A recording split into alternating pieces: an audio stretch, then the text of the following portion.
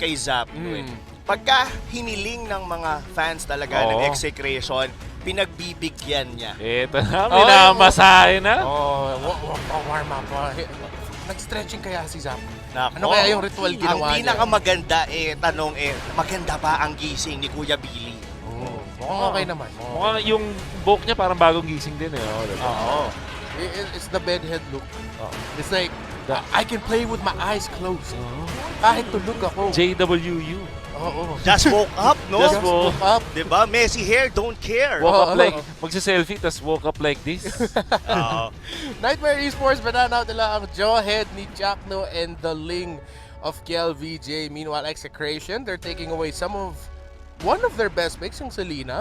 They'll also safely take away the Matilda. So, gusto ko yung approach dito ng Execration. Like, just ban out the most annoying high win rate picks na nakikita mo in the higher upper mythic levels. Pag yung mga MG levels na, play it safe. Play it safe for the bans. Ling din ay isang hero na paborito ng Execration. So, probably not this kasi, katulad niya, Harit, diba? Isa sa mga killer heroes. Yung Nightmare Esports, ang benefit sa kanila is, alam nila kung anong gagawin ng Execration, pinakamaraming nilarong games sa MPL Season 7. For sure. Yung playoffs pa lang. Yes, 25. Exactly. Diba? They went through a lot of best of 5s, then best of 7 yung grand finals. Pero yeah, kung papansinin mo dito, no, it was like the Benedetta is possibly gets open dito, either of the two teams. By NM. Yeah, if I'm Execration here, like, take out, okay, they'll leave the Benedetta as an option here, maybe the Paquito. Won't be surprised if the first two picks of Execration kunin na kagad nila yung glue ni Renjo. Pero pwede rin naman magpakita si Renjo, except that it just seems like yung glue ni Renjo seems to be a much better fit para sa playstyle ng Execration ngayon. Balagbagin din naman yung Exe, but I just like the glue. Knowing Excel, lalo na pag may Benedetta, ang kinukuha nila ay Lunox, Popol.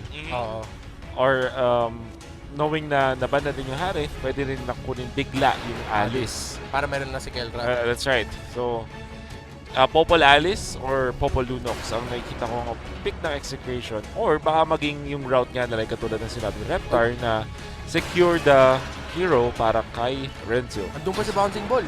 Yeah, that's Open pa si Kufra. Indeed, Very much decent laban sa isang Benedetta. Instead, Choke na lang pipiliin. Okay. And Lunox, one of their favorite mage picks dito para sa Execration. Mataas yung counterplay possibility niya. And then at the same time, if maglaro ng early aggressive yung Execration, kayang-kaya nila i-snowball yung Lunox nila. Kagura seems to be a good pick para sa Nightmare Esports. Especially with Chow Lunox. And Popol and Koopa ay pwede nilang nakawin din mula sa side ng Execration. Let's see if iniisip nila baka mag-Farsa dito. Because if we're looking at the mindset of a type of team that Nightmare Esports, of course, hindi sila galing sa big MPL country, pero healthy din naman ata yung scene dun sa Lao PDR. So, Farsa is one of those picks na nakita natin going into the second and third picks on the blue side. Pero, alam na namin paano tapatan yung Kwago. Alright, so there's a big question. Alam na this. Yes. Pero the bigger question is, would this be the same Digi feeding, the feeding Digi strategy we're in yesterday, ginawa ng IDNS, a non-MPL country as well, baka yung ganong meta ay inabot din sa Laos.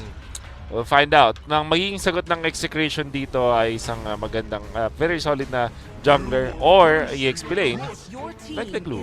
Yeah, get the glue right away. And I like how hindi pa nila pinili. Saber Nag-research ang Execration. So, mas malalim ang research dito nila Coach Pacbait having that Saber ban against... So, are we... I'm sensing a funny? Possible ba yung gano'n? Kasi pagka nakikita ko si Kuya Billy kasi... Funny ni Zapno? Funny ni Zapno? Let's go! Yun lang yung naiisip ko na. Let's go! Please lang. Let's go na talaga. Do this. But all things considered, napakaganda nung Lancelot ban mula sa Nightmare. Paramis. Galing ng research ni Coach Pacbait. Yes. And this is a prep, by the way, para sa glue. Ayaw na nilang itapa. Alam nila na ang Faramis ay maganda laban sa glue. Yeah. Ooh, Nightmare, one more ban here. Tingnan natin kung target ban nila ulit si KLVJ or decide to take out one of the side laners as well. Pero, I think, yun din maganda sa pinasok mo dito si Zapno sa game na to. Kasi, as Wolf said, you can easily research sa Execration sa sobrang laro na nilaro nila. Agree. Noong MPL Season 7 dito sa Pinas, maglagay ka ng isang X-Factor na, wait, hindi pa natin to nakita maglaro. Exactly, Right, but right. the whole entirety ng Season 7, hindi talaga naglaro si Zapno. So, siya talaga yung panggulat ngayon dito ng Execration. Yes, given buong Nightmare Esports, we are going against them blindly. Pero for Execration, yes, nandito pa rin si Billy. Could definitely play. At ngayon na yun, ako excited ako kung ano ang magiging hero dito ni Zapno. Si Forbidden Technique, Zapno activated. But most likely, ay kuha sila ng jungler na. And in this case, is the Yisan Shin. Play safe. Okay, so what do you answer now? Kailangan ng... so may DHS career na ang Nightmare Esports para sa Blue. Meron silang Cloud na, so it's decent. What they need now is solid frontliners para din naman makatulong dun sa sila. Like, and then EXP, gold lane na somewhere lang the of Alice para may pang frontline sila.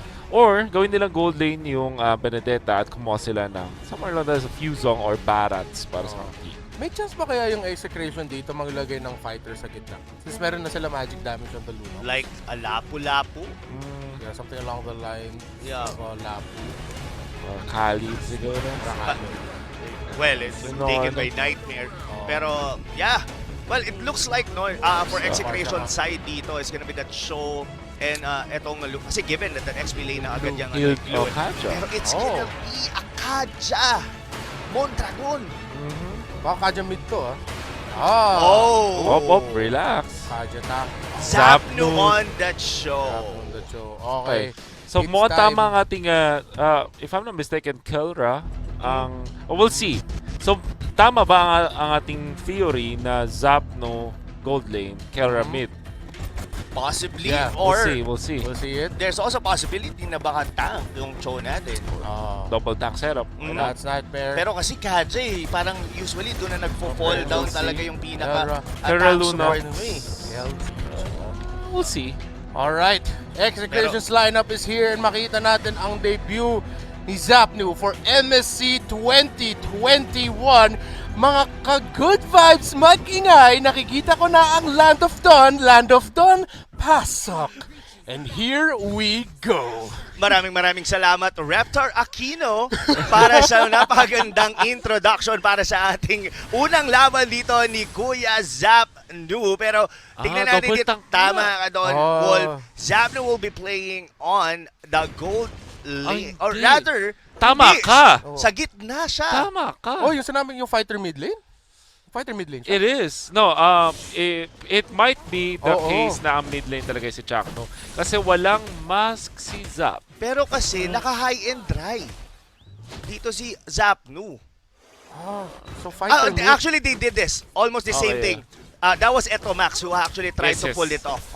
So the courtesy, yung courtesy treatment na Hayabusa, Lapu-Lapu sa may mid lane. Okay, so it's Execration with surprises. And Nightmare, feeding digging nga.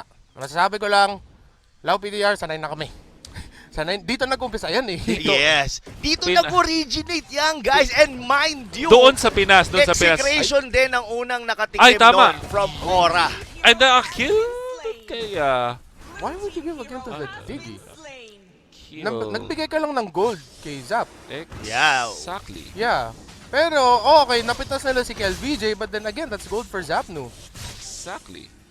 Oh no, pero this is looking grim at least for side dito ng Nightmare kasi ang daming magsiscale dito para sa side ng Execration and another kill for Achilles.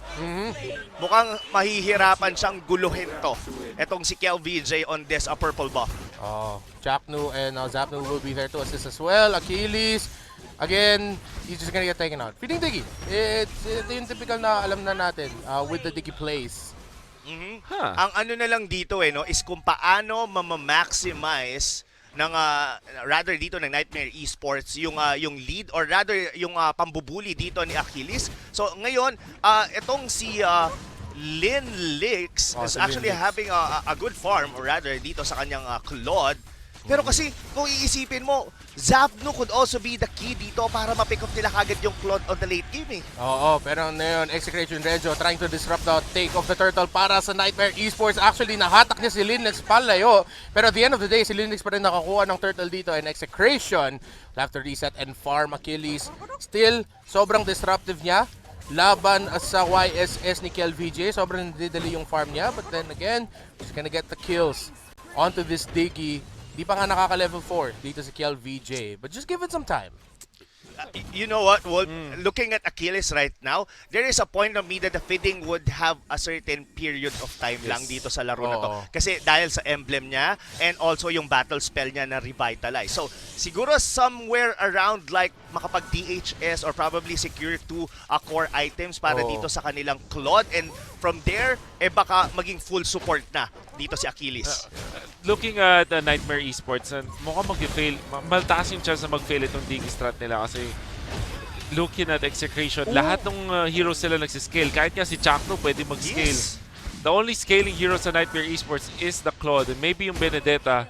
Pero hindi nila napipigilan yung pag-farm ni KelVJ. Yeah, or Kelra, hindi masyado na-disrupt. Renjo naman, rotation into the mid lane. Jasbin, mukhang magiging has-been na siya, pero hindi pa siya matutumba dito. Finally, Renjo takes him out, pero dun in the back line, in the purple buff area, napitas si Zapnu ng Nightmare. So far, Execration still in the lead in the gold. Kelra versus Linux. Masyadong masakit yung damage ng Lunox 7. That is Kelra. That is one of the rookies of the year in the Philippines, man. You're trying to go up against and you get to take him out. Pero si Kelra naman napitas dito ni BZ. Yeah, a second too late yung Benedetta doon. It could have been a turnaround para doon sa Claude. Nakabalik pa nga siya doon sa kanyang mismong BMI. Pero yeah, fortunately may flicker doon si Kelra to have the gap close para doon sa kanyang mga Chaos Balls. But yeah, still the gold is leaning towards dito mga kaibigan sa Execration. Yep. Bad decision mo lang kay Linlex. Hopefully nakapag-farm siya with that. Kasi yung ginawa niya kay Kelra, bukod sa binigyan niya ng kill, yung gold laner ng Execration, tsaka ng EXP, ay isa siyang jungler. Yes. Dapat niyang i-prioritize yung sarili niya. That play is really bad. Tinry niyang i-clear yung Kramer dun sa may top lane. And Kelra was ready with the flicker. Alam niya kasi na magbi-BMI, so nakahandang-handa talaga yung kanyang ulti. Yes. Ay, yung flicker, I mean. Speaking of handa, Wolf, dito, na-pick up na naman nila dito si Achilles and they could potentially try to go within the turtle pero mukhang medyo malayo pa si KelVJ. Ginugulo pa rin siya doon ni Achilles but Soul gets pick off. Now, Execration still in control of the game. 1K gold lead, a lot of kills, pero si Renjo naman ang mag-dive dito ng Nightmare Esports. Unang tore ng laro, mapupunta sa Nightmare. Execration, meanwhile, on the other hand, nakukuha na naman sila ng kill onto Achilles' Diggy and they'll be able to get the turtle. So, naging trade. Both side napunta sa Nightmare, pero yung pagong mapupunta sa Execration. And not only that, secure din ni Zapnu yung outer turret sa may gitna which is a better off trade para sa Execration against Nightmare. Mas malaki na yung performance, yung pang-hold nyo in the mid lane. Oh, wow. Yung momentum nyo, the chance to get it there. And meanwhile, Zapnu, 7 kills, 1 death, 4 assists already. Kaka-pick off lang niya sa Farsa ni Soul. And look at the KDA ngayon dito ni Zapnu Reptar. 814. Teaching them kids how to play Mobile Legends. Parang hindi natin nakita buong season 7, no? Parang naglaro siya buong season 7. Oh wow, batak na batak pa rin talaga. That's Zapnu on your screens right now mga kaibigan. Kelra going with BZ. Busy siyang patayin. Doon yung Benedetta. Soul naman, naghahanap sila. Baka makahanap ng pitas with the feathered airstrike. Pero hindi, lumipad ka lang. Dumuan ka lang para lumipad sa harap namin. Ano yun? Oh no. Alright, this is getting out of hand, I wanna guys. say yes. Lalong-lalo na yung fact na 5 minutes 50, nagkaroon ng Raptor Machete. Okay. Inuna pala niya yung DHS. Oo. So, mayaman naman pala si Linlex. Kaso dalawa na yung death niya. He tried to go for the trade on top lane. And it's gonna be very dependent sa Claude na to kung paano bubuhatin ng Nightmare Esports yung kanilang master relay.